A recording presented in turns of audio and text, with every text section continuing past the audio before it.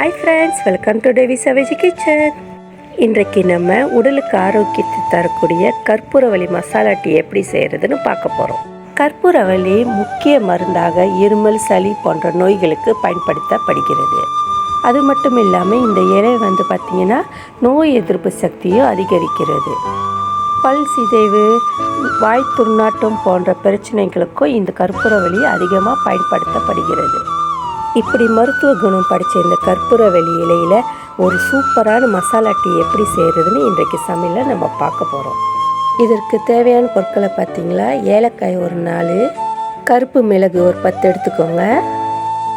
இது 2 இடிக்கல்லில் போட்டு நல்லா இடித்து எடுத்துக்கோங்க.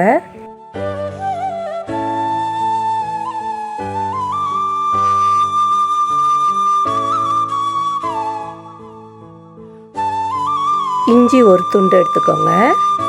இந்த இஞ்சியை நல்லா இடிச்சுக்கோங்க. அப்படி நீங்கள் இஞ்சி போட விரும்பலைன்னா சுக்கு கூட போட்டுக்கலாம். பால் ஒரு கிளாஸ் எடுத்து பாத்திரத்தில் ஊற்றிக்கோங்க. பால் வேணுமா பசும்பால் கூட ஊற்றலாம். அப்படி உங்களுக்கு பசும்பால் பிடிக்கலன்னா மாவு பால் கூட நீங்கள் ஊற்றிக்கலாம். நல்லா கொதிக்க விடுங்க.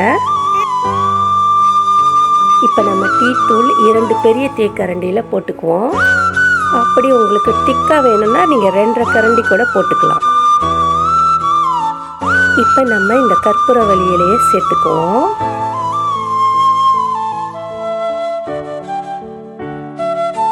நல்லா கொதிக்க விடுங்க. இப்போ நம்ம இடித்து வச்சுருந்த இஞ்சி, ஏலக்காய் மற்றும் மெழுகை சேர்த்துக்குவோம். மஞ்சத்தூள் 1/4 டீஸ்பூன் சேர்த்துக்கோங்க.